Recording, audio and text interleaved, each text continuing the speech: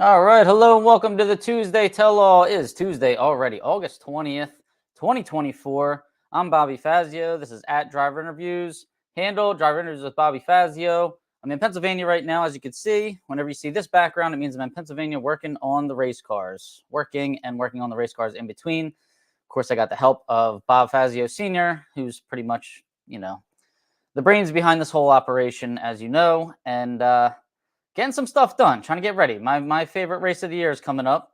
Actually, everybody's favorite race is coming up in like 2 weeks at next week, I should say, at Indy, Bowling Green this weekend, the divisional, the prelude to the U.S. Nationals. And then we have our national event at Maple Grove in mid-September, which is honestly my favorite race of the year, the one that I'm trying to get ready for.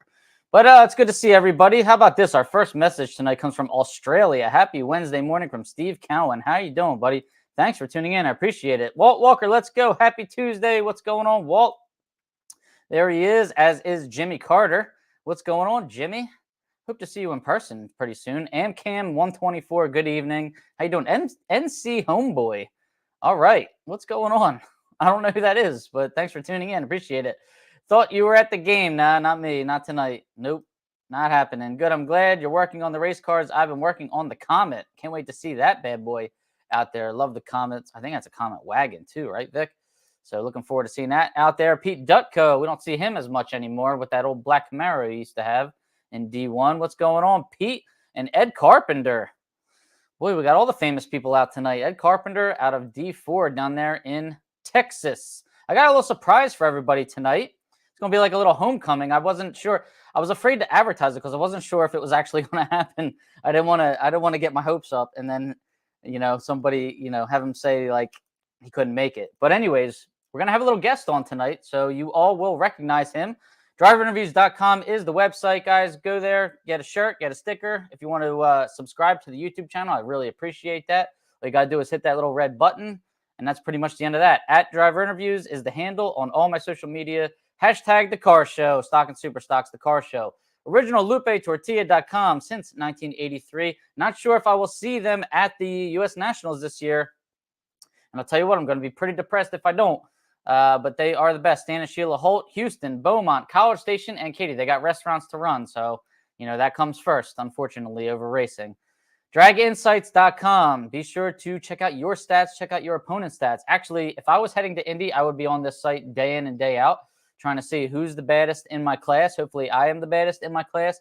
And check out everybody's fastest runs. I would be looking at the entry list and then finding those people and finding their quickest runs so I could see how fast they go when they aren't sandbagging, right? And then I could see if I'm going to make the bump spot or not. My guess for the bump in stock Eliminator is about 87 under, which is what it was last year. Super stock last year was 65 under, so we're going to go with those two.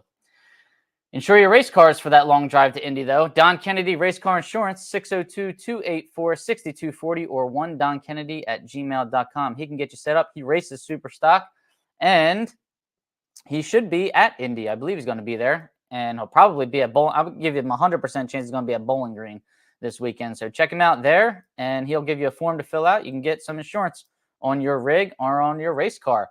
Fuel Factor X, increase your fuel mileage on the way to Bowling Green and Indy. All you got to do is pour a little foil pack in the gas tank. It treats up to 20 gallons, gas or diesel. All right, get a bang for your buck. Put it in the motorhome is my suggestion. But people can put it in anything. They put it in their generators. These are extending Honda generators. You can get like a day and a half out of the generator, from what I'm hearing. I haven't tried it in my Honda generator yet, but I just felt like motorhome was the best bang for the buck. But Fuel Factor X, link is in the show notes. Check it out. Kenwood Welding and Metallizing. That's Tom Baker. He's on his way to Bowling Green. Thanks for all your support, Tom. Expert welder. Just expert in general, right, Tom? Double O Green Hand Cleaner. That's Ambi Ampersand Soap, AmbiAmpersand.com, or you can get it on Amazon. That's a contingency sponsor at the divisional level as well. Double O Green Hand Cleaner is the stuff I use. Smells so good, by the way. Was just using it. I'm almost going to run out of it now. I'm getting a little nervous. I'm using it sparingly at this point. But thank you, Double O Green Hand Cleaner. And we got PontiacEngines.com. That's Bruce Fulper. Hope he's all right. Haven't seen him on here lately. Let's see if he sends a comment in tonight. But thank him for his support, Mr. 428, Pontiac Engine Guru, founder of that super stock combo that everybody loves to go really fast with. There's Tom Baker. He's driving to Bowling Green. What's going on, Tom? Joe Collins, that big winner down at that Stick Shift Nationals, man. He's probably retired at this point after winning all that money down there, right, Joe? Chris Epps, what's going on, buddy? Thanks for tuning in. I appreciate it. Vic Gilmino says, yes, that is a Comet wagon that he's working on. Can't wait to see that out there. Darian Houston, how's Darian doing? I heard the car is running. I heard it's running good, so can't wait to see you again run that car, Darian, in modified super stock. Tom Maoli is sweating in Rancho Cucamonga, 104 degrees out in California. I can't believe it. What's going on, man? James Greasy, how you doing, buddy? Thanks for tuning in. Justin Graham, howdy from Philly, Pennsylvania. Great weather so far. National and divisional stock. Super stock was great this past weekend. Absolutely was, right? Can't believe it. And congratulations, Brian from Michael Borst. Brian Anderson, big winner this weekend out in Brainerd. Greetings from Albuquerque, New Mexico. Pete, what are you doing there? How come you're not at a Padres? Padres aren't playing tonight? Terry Nolan, what's going on? Terry, how you doing, buddy? All right, we got a couple birthdays in the house from Drag Insights homepage on the master calendar. This is how I find out whose birthdays it is. So if you're in Drag Insights and you didn't supply your birthday, I can't give you a birthday shout out. And if you're not in Drag Insights, I can't give you a birthday shout out either, right? DragInsights.com, free membership. Why not? All you need is an email address. So happy birthday, Rob Petrie. He was August 14th. Happy birthday, Rob Britt, August 17th. Happy birthday, Rob and Rob. Richard Nell, August 18th. Happy birthday, Richard. And Kurt Burns, August 19th. Happy birthday to those 4 racers, drivers from draginsights.com. All right, we've got terrible news. Scotty Richardson. Rest in peace, Scotty Richardson. Perhaps the greatest sportsman drag racer of all time. This guy's won in everything, right? Between 1988 and 2014, Richardson tallied 39 NHRA national event titles across 6 different eliminators: Comp, Super Stock, Stock, Super Comp, Super Gas, and Super Street. In 1994, I believe, he won a Super Gas and Super Comp World Championship at the same time. This data is coming from the NHRA right now. I believe Kevin McKenna, he wrote a very nice article on Scotty Richardson. I knew Scotty Richardson personally and haven't seen him in so many years. I knew he was big into the bracket racing circuit, winning the big money. When there was a lot of money to be made in NHRA, that's when he was doing it with that Slick 50 sponsorship that he and his brother Edmund have. But oh my God, just hadn't seen him in our categories as of late, because you can only win about $6 to $7 grand doing it. He would rather probably win a lot more money. I did go to his drag racing school back in 2010 and learned a lot from him. And I just can't believe it. 54 years old after a brief illness is what we're told. You know, just guessing it was, you know, heart attack or something of the sort. Anybody else knows anything, be sure to let us know. But rest in peace, Scotty Richardson, one of the best to ever do this. I'm sure there's going to be a lot of accolades in the NHRA and the National Dragster, and as you've seen probably on NHRA's website. So be sure to read all about Scotty Richardson. If you don't know who he was, I mean, you're really missing out. This guy was phenomenal. I think he won his first national event at the age of 17 at Houston.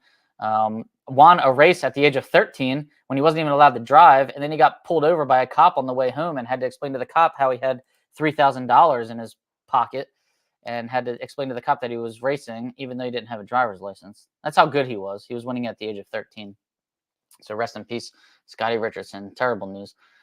On to some happier news. We got Indy coming up next week. How about this? Darcy Clark out of Edmonton, Alberta, has got Mike Hall of Rust Valley Restoration, who's got his own Netflix show.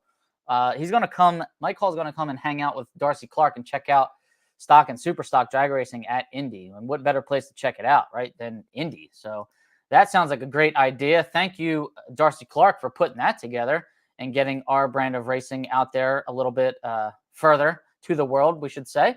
So way to go. Good luck there, Darcy Clark. We've got a AA stick shootout. I've talked about this months ago, and I've kind of forgotten to bring it back up as of late, and I feel bad. But there's $10,000 AA stick shootout brought to you by Gaff Tech. That's Sean and Kevin Gaffney.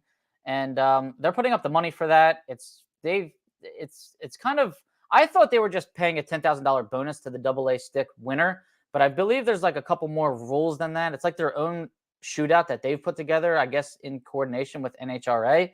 Certain cars are allowed. I think it's all old school carbureted cars. No EFI cars are allowed in this shootout. And I mean, it's going to be pretty sick to see AA stick carbureted cars, I guess, going at it, 4 speeds. mainly probably 69 Camaros, things of that nature. There's also an A-stick shootout, which has been going on for a while. I think Jim Schachter has a lot to do with that shootout, and he gets sponsors for that. I don't really remember what the payout is for that one. You get an awesome trophy, though, and they're our sponsors, as I said. So you got a couple shootouts that are put together out of class eliminations at Indy, because Indy is the greatest race for stock and super stock classes, right? So I'm looking forward to that. We've got phenomenal news. Alan Reinhart is coming back. So he was dealing with something personal, and he made the announcement that he's coming back to announce. So hallelujah. I am very happy to hear that. He's probably the best announcer for stock and super stock that there ever was. I mean, people can argue Bob Fry. People can argue other announcers. I think Alan Reinhart is one of the best, if not the best. So happy to have him back. What else? We got the Sox and Martin Hemi Challenge. Charlie Westcott is entered the Hemi Challenge, driving Anthony Rhodes' car. Jason Line is driving Bucky Hess's stick car, fish stick, it's called. But Bucky Hess is also going to be driving another Hemi car, probably the automatic car. So looking forward to seeing all these cars. There's a good entry, a number of entries for the Hemi Challenge this year. I think it's up a lot more than it was last year. So glad to see that coming back. And Sox and Martin, Herb McCandless and that group, they're doing like interviews on the drivers and everything, which is pretty cool. So looking forward to it. The chilling situation. I see it's a huge threat on Class Racer. So guys, just beware. You're not allowed to chill outside of your pit is the ruling as of right now. I don't know if that's going to change, if you can chill near the staging lanes, but you're not allowed to chill in the staging lanes. That ain't changing. So just don't chill in the staging lanes. Be careful. All right. What else do we have? That's pretty much it for the announcements. We already got in depth in that last week. I want to get into what we got going on tonight, right? So Brainerd, how about this? I felt like I was a kid again. Brainerd had a full schedule on Sunday morning. They had Super Street in the burnout box at 8:30 in the morning. I guess as cars were rolling in, spectators were rolling in. Super Street was running, then stock, of course, and all the other categories, super stock, all the other Lucas Oil categories. It was a full day that started at 8:30 in the morning and probably ended around 6. I was watching finals at 6 o'clock. I guess after the interviews and whatnot, 6:30. That's getting your money's worth as a spectator, is it not? That's the way it was for me when I was a kid. I used to go to the Nationals when I was in elementary school, grade school, and middle school on Sunday only. Really, I couldn't go on Friday because I had work or school, I mean. And Saturday we didn't go. We just got a ticket for Sunday, and we got to see a full day's worth of, sportsman racing in addition to the pros. We need to get back to that because I feel like Sunday crowds just aren't as good as like Saturday crowds. And I don't think any of the crowds are as good as they were back in the 90s when we were going to these races, and 80s and 70s and 60s for the other people that are listening in on this show right now, right? But anyways, I was happy to see a full day. All right, let's get to it here. Number one qualifier, we're going to start with the Brainerd National event, and then we're going to bring our guest in. Lance Line, C-Stick, 69 Mustang. He qualified with a 1035 on an 1135. He's got a 428 cubic inch engine that he builds himself. There were 49 cars in stock Eliminator. He was 99.2 under the index with that qualifying run. And then in the Eliminator, how about this? We got Brian Anderson, the guy who gave me my start in podcasting, I should say. A stock automatic, 99 Camaro, going up against Johnny DiCama in a 65 Corvette, double A stick. Speaking of double A stick cars, and this is a really nice one. They squared off. Let's see. Brian dialed 1030 and cut an 015 light and ran a 1033, 3 over. Johnny DiCama dialed a 1004, but was 081 on the tree. Just came off of a 009 in the semifinal. He was a little lax there in the final. 081 and ran a 1005. He was 1 over. Gave Brian Anderson way too much room down there at the finish line. Brian takes the win. Great run there. First national event win in his first final round. Way to go, Brian Anderson. And in Superstock, Brett Spear was number one qualifier. Superstock J Automatic 90 Camaro. Ran a 996 on an 11 flat index. Took that number one spot, 103 under. 35 cars in Superstock. And then how about this? We get into the Eliminator. Larry Hodge. Everybody saw his perfect run in round 2, right? Trip, zip, and dead on zero. How about that in Superstock? So Larry makes it all the way to the final round in his 2006 Cobalt GTJ Automatic and goes up against Jason DeForest in a GTC Automatic 2005 Cavalier. DeForest has one of them 2015 Camaro engines in his car. I don't know what Larry Hodge has in his, but Larry was 003 on the tree, dialed a 997, got down there and just took a little bit too much stripe, breaking out by 0.004 of a second. Jason DeForest was not bad. He was 038 on the tree and ran 9000 on his 9 flat dial. Dead on with a 0. Hopefully he had the right on the money trailer stickers on the car. You can get a little bit more money. But he came from a disadvantage on the starting line and got the win on the breakout by Larry Hodge. Congratulations, Jason DeForest, on your 5th national event win. All right. And before we get to Epping, we are going to spend a little bit of time with our big winner in Stock Eliminator, Brian Anderson. This is going to feel like a flashback from the days of 2020, 2021 on Claris Racing Play podcast. Brian Anderson, are you there? Can you hear us? I sure can, Bobby. How are you? I'm doing great, man. Congratulations on your first national event win, which came pretty quickly. I mean, you made this look easy. You've been racing Stock Eliminator for about 4 or 5 years at this point in this car, and you've been winning ever since you got in this car. I don't know that I've been winning, but we've been going some rounds. It's kind of a love and hate relationship. You know how it is. I mean, I actually look back in some Facebook stuff, and I can see 2019 is when I built my car.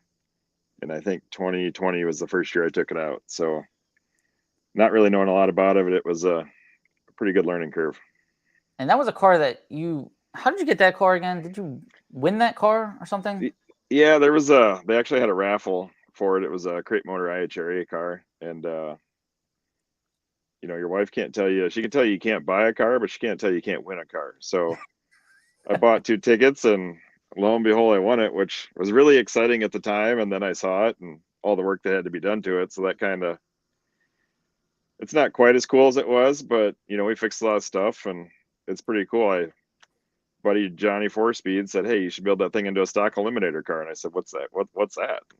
He's like, "Oh, it's awesome. You can come race with us, the MCR deal." And I met Al Corda and bought my motor and all the used parts, and he kind of helped get me started and get the car together. So had a lot of people, a lot of help, but it's been pretty fun to go rounds. But yeah, I never really thought I'd get it done. I won a gambler race, beat Jason DeForest in a gambler race. I went to St. Louis and did pretty good, but could never get it done. And 21, I got my first nationals. Yeah. 21, I got my first race at the MCR deal. I won at the Make-A-Wish race. That was really cool. But yeah, I don't know. I never thought I'd win a NHRA, and I really wasn't planning on it all weekend. I was almost pulled out and just had a lot of gremlins going on, but just sat in the car and drove. It was kind of weird. That's awesome. So 2 tickets. You literally bought 2 tickets to paradise is what you're trying to tell us when you you won that car. Well, all right, real quick, I just want to shout this out. Jack McCarthy will be at Indy with the big U-Stock automatic 60 wagon. All right, glad to see you got in. No, I actually, not knowing what I was getting into, I should have won a Corvette or something that was actually factored easy, because it's not easy to make a Camaro very fast. I mean, people were pretty hard on those. I know. You need to can you find one of them 2000 Vets and just take that engine out, put it in? Well, the same engine. Roller. Yeah, I'm 382 in my car. I put it in a Corvette. It's 345. Like, ain't that crazy? It's those guys make it easy, but one hit, and who wants to drive a Corvette? I mean, I kind of like doing it the hard way, right? Like, I race a Ford. All I know is the hard way. Yeah. Yeah. But no, it was a really cool weekend. My son had never been to a national event. My buddy was getting married Friday, so I just about pulled out. We pulled the motor out on Thursday because at the divisional, it seemed like it slowed up a little bit. And I wanted to have Lance Lyon does the motor, and I wanted to have him check it out to make sure it was good. Got the motor back on Tuesday. It was all good, ready to go for another season, and literally thrashed, put it in the trailer, and we left Wednesday to go to Brainerd. The whole time, I just thought it was I've never made it out of first round at that place, but my son wanted to kind of get in the race, and I said, "Hey, if you want to get a car, you're gonna have to go to the track and see what it's like to sit around and wait and get delayed and rain, and really want to do it." And he's really pulled in and loved it. And we pulled into the national event, and there was just so many cool things, right? Like, you get to see the pro cars, and you got to sit in the top fuel car, and you got to meet Tony Stewart and all of that stuff. He was just jacked on cloud 9 the whole weekend. So that was awesome. And then his dad won the nationals. Dude, you set the bar high, man. that kid is spoiled this weekend. That actually kind of sunk in. Like, really feel that I'm worthy to get it. Like there was so many good runs and there was so many guys that were just killer. And I feel like I don't know. I feel like I got lucky, I guess. But the one thing I realized is a Wally's a Wally. They're a lot bigger than I thought they would in person. Like you always hear about them, and it's amazing what those things weigh. And that was pretty neat. Don't get me wrong. I wasn't expecting any of the wind lights to come on. Every one that came on, I was just as surprised as anybody else. And when that last one came on, I cried like a baby. I didn't even know which way to turn. I think my helmet's still wet inside. But it's pretty cool. My brother raced, my uncle's raced. I lost my brother a couple years ago, and he'd won a Wally, and he always talked about him, and I didn't really know what it was. And I literally felt like he was with me every round. So it was pretty awesome to do that. But the thing that was really cool is, hey, my kid, I might never win another one, but my kid's gonna be able to tell his grandkids that he watched his freaking dad win a Wally. And I guess that's pretty cool. That's why we do this, just to grow the sport, get people into it. And it was a lot of good fun rounds. Like it was crazy. And it's awesome. And I mean, honestly, you could say it was luck, but you didn't. I mean, you were good and killer on the tree when you had to be, and you didn't shy away in the final round. A lot of people will make it to their first final, and that's where a 60 or 70 light might come into play. And you didn't, man. You were 0-15 in your first national event final. I mean, that's solid. I screwed up first round pretty bad for whatever reason, and I've had a lot of good help, right? When there's a lot of people, I've got Manses have helped me. I talked to Justin Lamb, the whole Bracket Racing Elite. Like, this MCR deal we're doing, you're racing really fast super stock cars every day. Jason DeForest, Al Corda. Like, there's not a lot of easy rounds, and I like learning from those people, right? Like, how can we get better? You can work on reaction time, trying to get the car. And I've been in a funk for the last year and a half. Like, I've been ready to crush my car. I felt like I could never get aggressive on the tree, and then it would pop out of the beams, and I've never really had any confidence. And it was kind of, I went to the semifinals here a couple of weeks ago, and that was like the first race I felt like it was kind of coming back. And this time I just got in there and I'm like, you know what? I don't have anything to lose. And apparently a guy with nothing to lose that don't care what happens is a pretty dangerous guy. Because first round, I looked down at my shifter, looked up, and Russ Kramer was gone, and the light was on. I went, oh boy. And fortunately, I thought I had 2 in the bank, but watching the first couple pair, I realized I probably had 7 or 8. And if it went to Ben for that, I'd been out first round just like every other time. But went down there and did a little presentation at the stripe, and just got lucky that round. And that was my gimme. They say everybody needs a gimme round, and other than that, it was hitters every time. Now, what happened after that 127 light? What caused that 127 light, and how'd you fix it? I literally wasn't even looking at the tree. I literally looked down at my shifter, looked up, my light was on, and he was gone. And I'm like, Joe, it was funny. I watched the replay and hear Costello doing my freaking obituary going down the track. I'm like, hey, take that. You know what? They always say you can't, and there's different people, right? Like there's some that dial it and they run it all out. I wasn't really confident in my car because nobody knows what you're going to run. Like I've never been in that situation where you qualify and the next day you get one run.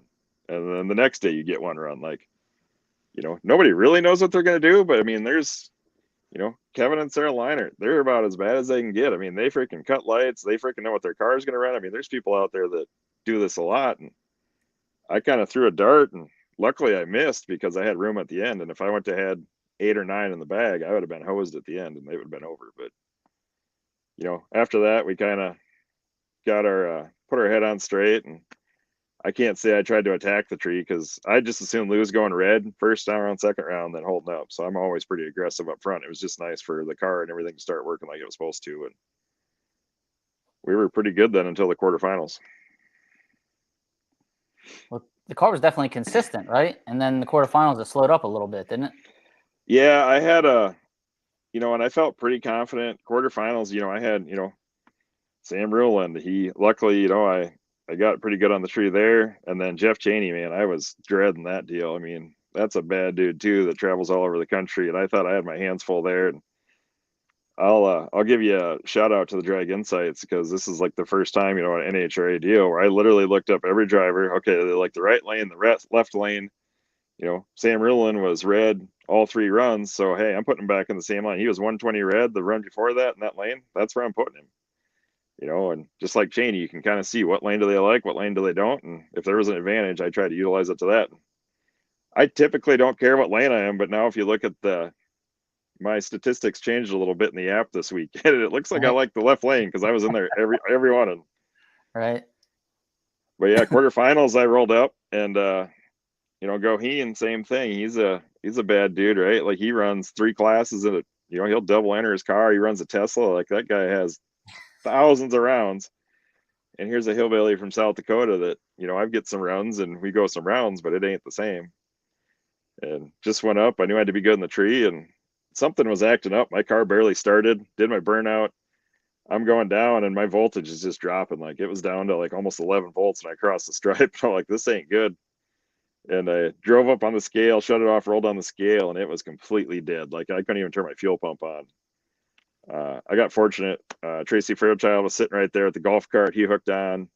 I called AJ at Go Lithium. He's my battery guy. He was there, and I'm like, hey, I don't know what happened. I got a short. Something happened. He literally grabbed me 2 batteries, threw them in. We had chargers going on them. Randy Mans was a saint. He pulled the alternator off his car, and we got it ready to go in. And that was probably the scary round, Ron Feist, right? With probably one of the most beautiful fair lanes you've seen. And that thing's going to be bad fast when he gets that sorted out. He was trip zip, a couple rounds before that. He had a buy round before me and goes dead on. And, I don't know what my car is going to run because it's all messed up. So I just had to be good in the tree. And I think that's probably the one time I'm like, all right, we're going to grab the wheel and whatever happens, happens. And that was maybe my hero run, went forward, got a little confidence. And the probably the most exciting thing was it was looking the whole A-stock automatic heads up that was looking with Al. I mean, I went over and talked to Darcy, and I'm like, man, if we can get that Copo to go fast twice, we're going to at least get something done. I don't know if we're going to win, but we're going to make him hit it. Well, I was eyeing that up when I saw the semifinal pairings, and I would say I was a little worried for you. I know you're fast, but I know you got something that's factored pretty hard, and that's Al Corda. And I figured he's been doing this, for a long time. I figured he's got a couple tricks up his sleeve, and I thought, maybe it'd be better for you not to race him. But what do you think? What did you think about that? And maybe it was just my mindset. I think that's the key is I have to figure out how to go to every race with this. I mean, when I pulled up to the track, it was all blocked off. It was hard to find a place to park. And there was a guy in front of me and be like, hey, we're going to park here. I'm like, I don't care where you park, but when my wind light goes out, I'm going home. Like, I ain't here to watch. I'm here to race, and I'm probably going to go out first round, but I need to get to my trailer because my buddy got married Friday night. And I said, when I lose, I'm done. I'm going home. There ain't nothing here for me to watch other than my friends, but I'll watch that on NHRA TV. And they're like, gee, why'd you drive to Brainerd? Like, you're not going to go to the zoo? I'm like, hey, that ain't me. I'm here to race. And so, yeah, I just didn't kind of care. I mean, it wasn't that I didn't care, but I had nothing to lose. So I'm like, all right, this could be an A-stock. And it started going. I talked to Jason Line, and I'm like, boy, it's looking like there could be me and Corda heads up. And I've raced him in class.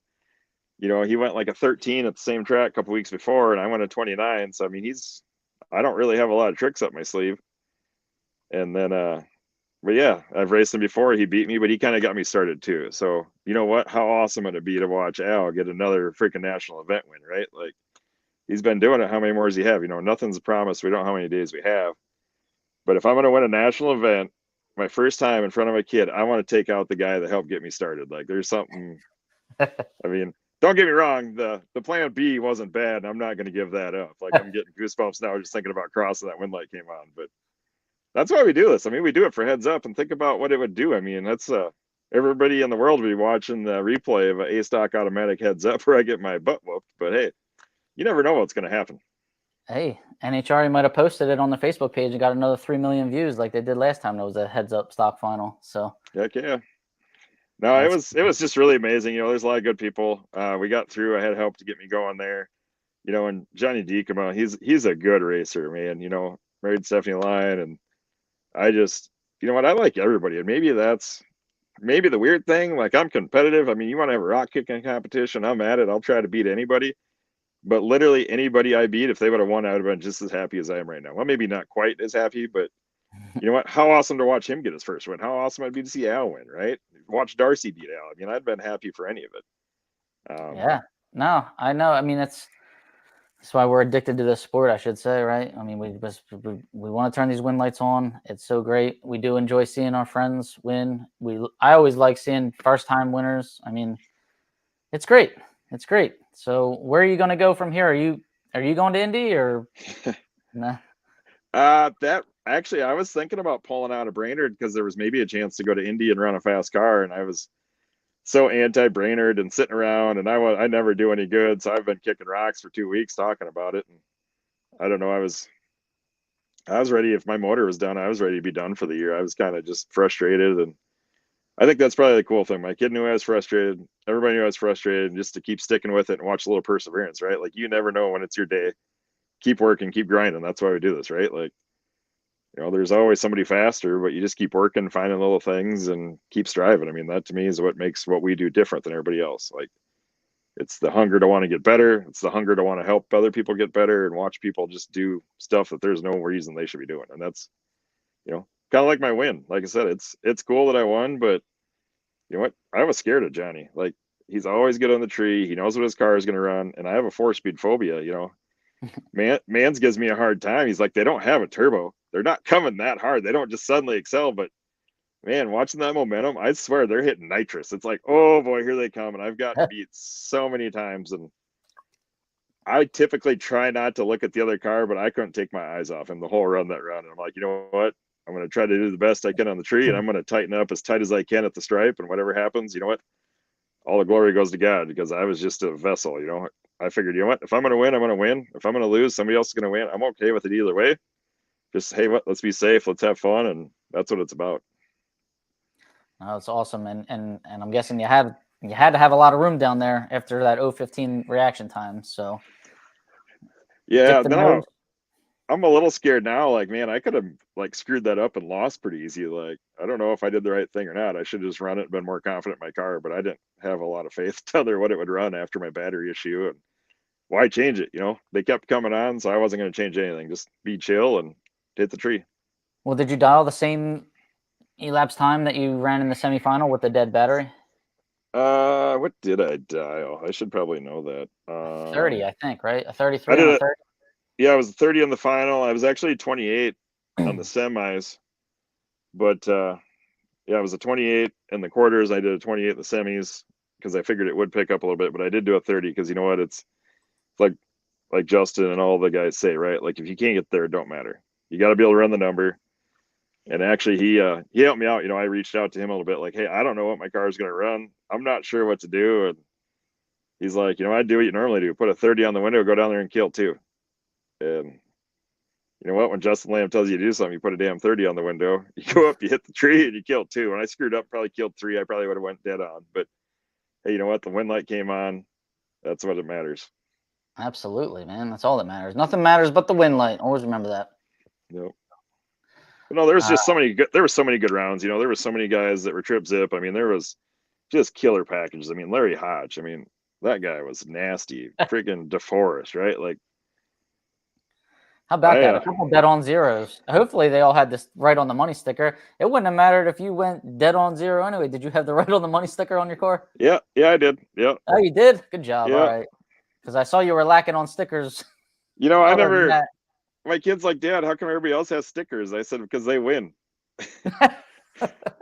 And yeah, I'm gonna have to probably change that a little bit. It's I guess my stickers now are over dents and dings and scratches, and I guess I better probably come up with a little better plan. And I might actually try to go to St. Louis. That's the hard thing. They're all full, and I pushed hard to get grade points so I could try to get into Brainerd and some of that stuff. But they really need to figure that out. We've talked about that a million times, but just let in 10, 15 other cars. Let us qualify. Let's try to the AFH or the automatic horsepower is going to work better if you got to try to get in. Yep. We've been saying that. You and I were saying that for how many years now? Like we had Lonnie Grimm on one time, didn't we? And asked him about that. Yep. And they were like, they didn't want to shut out the people at the bottom. They didn't want people that were struggling to make the show get their feelings hurt.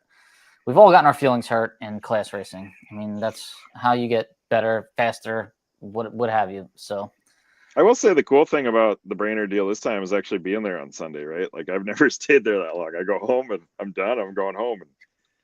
And I was so happy to see it. And then you get to race. That's a lot of people you get to race in front of on a Sunday national event, right? Yeah, unfortunately, we went after all the other finals, so the stands had cleared out pretty good. But I the was same sad stuff, about that. Yeah. you do all the time, right? Like I had some guy stop by, and my car is nothing fancy, and he's like, "Oh, this is awesome! I got one of these in my garage. Like what's it run?" And we got to talk. What is stock eliminator? He's like, "This thing literally looks like my car." And I'm like, "It pretty much Right. is." And There you next go. thing you watch, he's like, "Man, I watched you go down. It does a wheelie like my car don't do that." And I said, "It's that's the cool part, right? Like there's people in the stands, there's people walking all over the place." And we had a small little group. There's probably 30, 40 people in the stands, when the kid's in the seat, and he's clinging on to old Wally with the death grip. And I ripped on it a couple times, and you can hear them all screaming. I'm like, that would be pretty cool if there was 20,000 people watching it. Yeah, I was kind of mad when I saw that they ran the pro finals before your finals. I don't like that. It kind of takes away from the whole experience that you guys are supposed to have your interviews in front of that big crowd. But I am glad to hear that people are asking you about the car. What we do, I mean, is very different from all the other categories in, I mean, Lucas Oil Drag Racing Series. To be honest with you, in every series of drag racing, we have the real cars. And how often is somebody going to say that I have a dragster just like that in my garage? No, they're going to say, hey, I've got that 99 Camaro in my garage. Or as Bill Bader said, our first date was in that 69 Camaro that's going down the track. Not our first date was in that top alcohol dragster going down the track. So, I mean, it's hashtag the car show. Can't preach it enough, right? No, and I think that's the same thing, kind of when we started doing the podcast, right? Like getting people out there, getting the exposure. And it's been really awesome that you've been able to continue that and keep the group together and keep the group growing. I mean, I miss the crap out of it. It's takes a lot of time, and I appreciate everything you do, because what we did. I know what it takes. Like people don't realize how much time it takes getting everything lined up. So thank you for what you're doing. I mean, that's harder than anything we're doing. And it takes time, but it's cool to be for the sport, and that's getting this thing to grow. Getting my kid out there, right? Like he's telling all of his friends, like, "Hey, I met Tony Stewart, but look at this trophy. Like, I haven't even seen the Wally since it came in the house. I don't know if it's in his room. I'm gonna have to go win another one, I guess, if I'm ever gonna see it again." It's in his locker room at school. You know, he Or in his he pretty much had the seatbelt on it. It was funny because it was on the car, and there's people walking over from the zoo, and he's like staring at him. He's like, "Dad, I'm gonna have to run like you if somebody grabs my trophy." And I'm like, it's just cool that way, and just to get the kids going, right? Like he's telling his friends, and his friends, "Oh, do you think we could come sometime?" And That's you know, perfect. Yep. that's what we got to do to grow it. I mean, we can't just close the doors and expect it just to be a bunch of old people, because you never know how.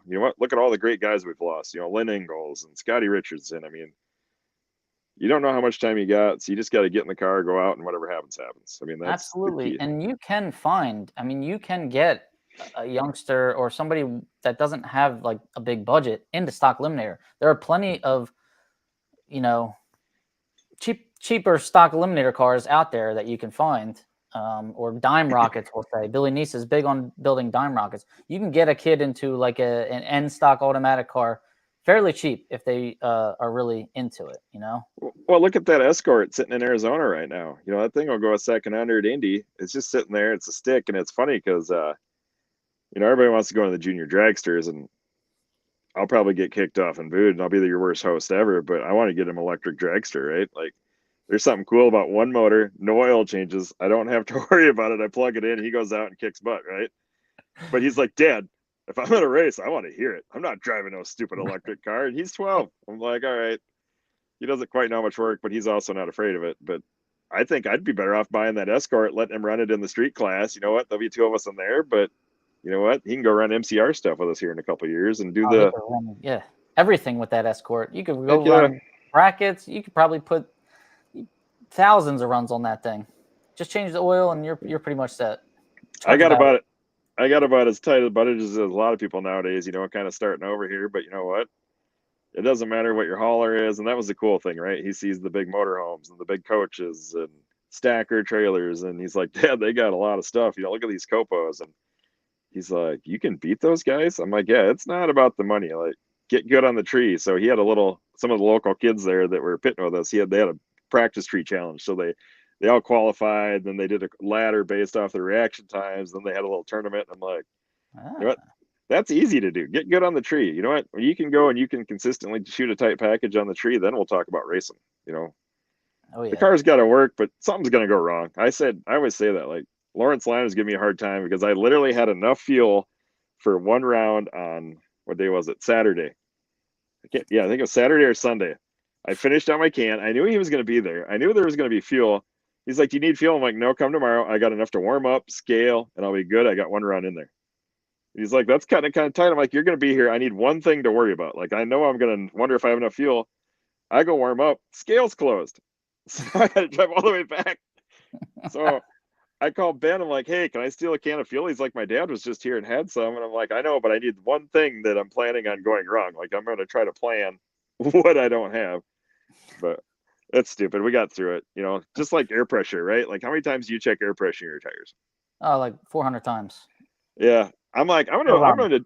I'm gonna do that because that's what the winners do. So I'm gonna put 40 in the front, 21 in the back, and I've been that way religiously for the last year and a half.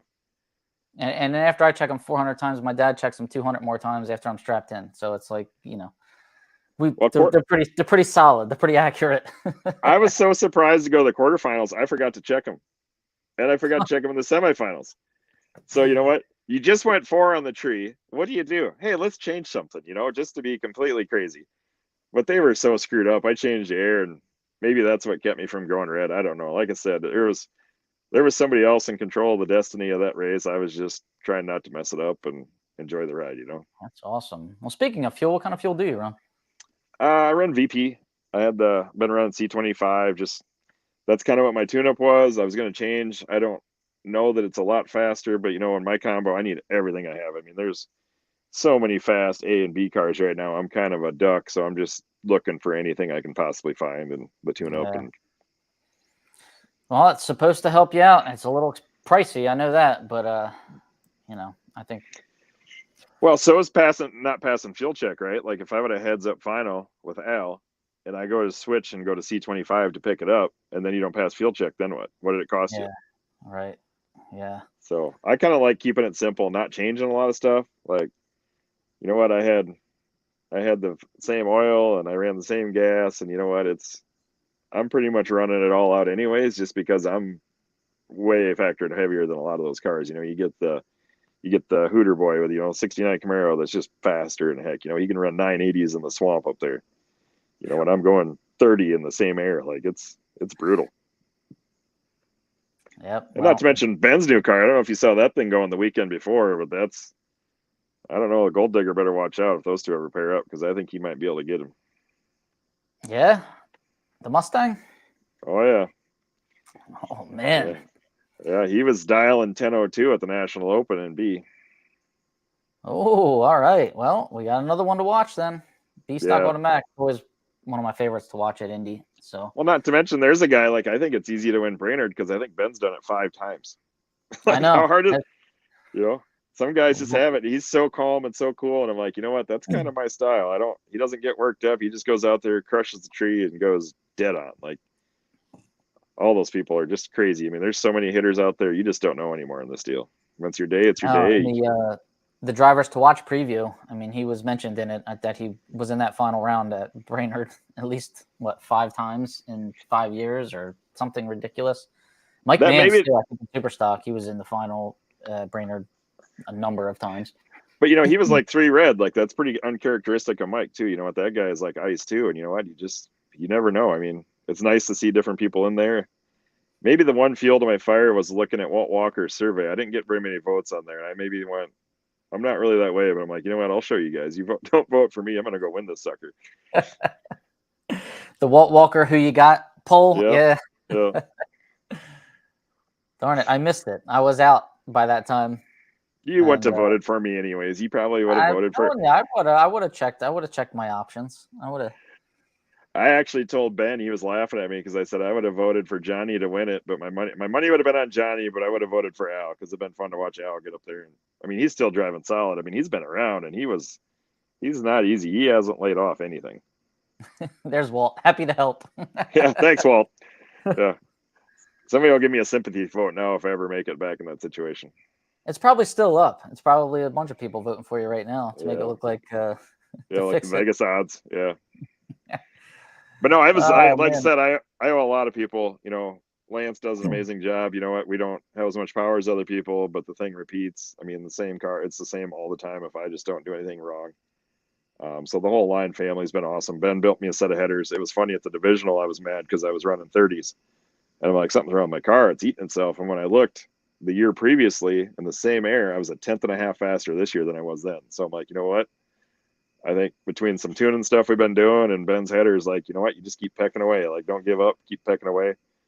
The whole line family's been awesome. You know, Mans's family's been awesome. You know, Randy, we've been doing some valving on my shocks. That's what I struggled with last year. I needed more valving. We're making more power. So, you know, it's all those little people that do stuff that you don't even realize it. You know, the whole bracket racing elite group, you know, that's where I've learned a lot of strategy and be calm and just what to expect and some of the different things there. You know, I owe Justin a little gratitude. You know what? Hey, this is what I would do. And when Justin Lamb tells you to do something, it's pretty hard not to have confidence doing it. You know, just like Luke, you know, it's pretty cool that you circle around, you know, you basically, it's like your circle of influence, right? I want to pull from anybody that I can learn something from and try to just grow the sport and get a little better. And for the most part, people have been really helpful. And I owe it to them. I mean, it's just as much their win as mine. I was just doing what I'm told. That's good. And it's nice to have a network like that. And that is a really, really good network. I mean, there's some strong names right there. So I had my wife, right? Like, success.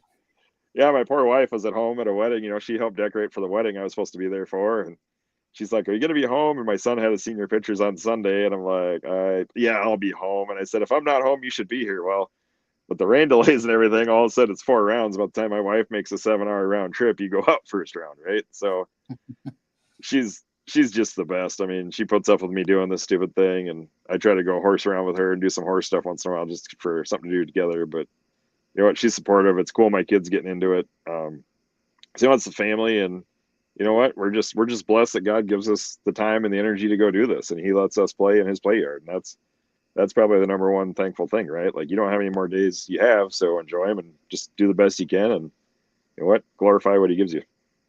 Absolutely, man. Couldn't said it better myself. Well, thank you for joining us. I know you had somewhere to be at 9 o'clock, and we kept you overtime here. Oh, man, you're good. It's just like going home, man. I love what you're doing. I miss you, and thanks for having me on. Like I said, anything we can do to help grow this thing, let's keep doing it. Absolutely. You keep winning, and I'll keep reporting, and you keep coming on here, and we got this. Keep talking to the spectators, though, like you did. Have your son there. I think that's all great things, man. You're making all the right moves there.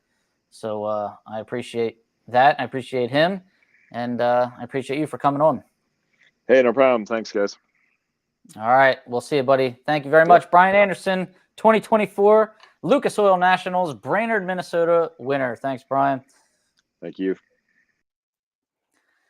All right. How about that? How about that? First time winner. We love those first time national event winners. And Brian's the guy that called me in 2020 and said, "Hey, do you want to do a podcast?" And I said, "I don't know, man. I don't really know anything about it. And I don't know if I have the time to do it." And I was thinking of all these reasons why not. I shouldn't do it. And then, you know what? We just did it. And then from there, Don Kennedy told me to start interviewing people in the pits, which is how driver interviews started. So if it wasn't for Brian Anderson, none of this would have happened. I wouldn't be on this show right now talking to you guys if Brian hadn't, found me and called me up and talked me into doing that. So I appreciate that. I appreciate Brian Anderson. Terry Nolan, thank you very much, man. Appreciate it. Make the U-Stock automatic Fords weigh 4,400 pounds too. Well, that's a story for another time, I guess. What are we talking about? Mustang 2s? And what else? I know I had a couple more announcements. All right, let's talk about Epping real quick. So Division 1 had a race in Epping, New Hampshire, which is where they have the national event. And they didn't finish the race. They were trying to finish it on Saturday night before the rains were coming on Sunday. By the way, I got to find out what weather app NHRA uses because I got to hand it to them. They are spot on. My weather app was saying like no rain on Sunday. So I was like, why are they hurrying up to finish on Saturday? It's not even going to rain tomorrow. And I'm using, what the heck is the junk weather app that I use? It is Weatherbug, which I thought used to be good, but it keeps letting me down now. And they were right, man, because it rained Sunday morning. So people were getting squirrely on Saturday night. The dew was setting in. Some super comp dragsters were getting out of sorts. And believe it or not, they are going to rerun some of those Super Comp dragsters, I was told. So this event is going to be concluded in Virginia.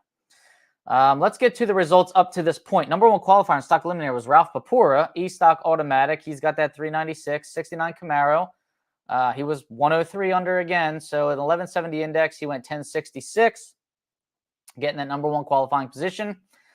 What else? Nick Scardelli was number one qualifier in super stock. He's got a GTL automatic 85 Mercury Capri 1002 on an 1105. So he was about 103 under the index. In stock eliminator, there are 5 cars left. We've got Bill Hall in a AA stock automatic 69 Camaro. Still has yet to race TJ Boucher in an I stock automatic 87 Camaro. George Mirza in a D stock automatic 71 Duster has to race Shane Oaks factory stock C15 Copo, and Steve Smith, the Portatree Steve Smith, in a factory stock D 2009 Challenger has the bye. In super stock, there are only 3 cars left. Nick Scardelli in the 85 Capri, so he's number one qualifier, and he's still in the final 3. He's got to race Mark Lebrecht in the semifinal. Mark Lebrecht GT TB, a truck, 2000 Chevy S10.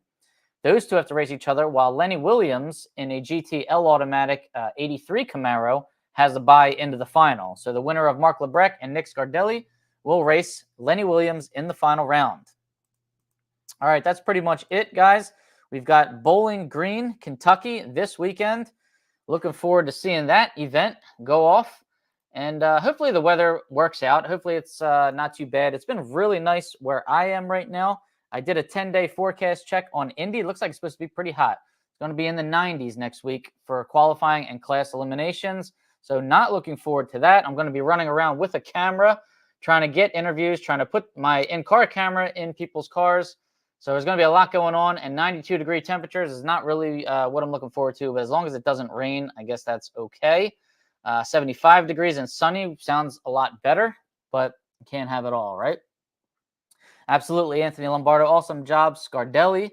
Very good interview. Thanks, Mike Britt. Appreciate it. Denny French, great interview. True ambassadors. Thank you very much. We appreciate it.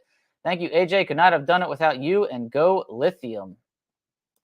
Go Lithium bailed Brian out there, it says. So that's the racing family. That's wonderful news when somebody comes in and helps you out there, especially when he was getting ready to run a final round. How about that? All right, well, I'm going to let everybody go. Next, actually, I would say in 2 weeks. So after Indy, I want to start talking about class eliminations again and how we can start making that a little better. I know it's something that we've talked about many, many episodes in previous years, but I still think that class eliminations needs to be at national events. So Indy's coming up. That's a national event. Unfortunately, class is on Thursday, which is before the crowd really gets there. But I do think national events, at least one national in every division, needs to have class. And we don't have to have stock and super stock at that event. We can switch off. Maybe stock runs class at the in-division national and super stock runs class at a divisional. And then the following year, you switch it off where super stock will run class at the national in division and stock will run at a divisional. And for that national, the quota has to go up for that category, we'll say. So if you're taking 50 stockers and 50 super stockers normally, let's take 80 in stock, and if that's their national event where they're going to run class. So these are things that we want to throw out there. We can talk about that and see what you guys think. All right, we're going to run through the points real quick. Joe Sorensen's number 1 in the country right now in stock eliminator. Cody Phillips, Jimmy Hidalgo Jr., Travis Booth, and Jared Jordan round out the top 5. Super stock, Brad Burton, Monty Bogan, Don Shuford, Pete Diagnolo, and Jody Lang are top 5 in super stock. And in each division as of right now, but I don't think Division 1's been updated from Epping. Katie Sapanik is in first place, Division 1 stock. Peter Diagnolo, super stock. Cody Phillips in stock. Monty Bogan in super stock, that's Division 2. Travis Booth in stock, Division 3. Kenny Schindler in super stock. Division 4 is Ross Ponville stock, Jimmy Hidalgo Jr. super stock.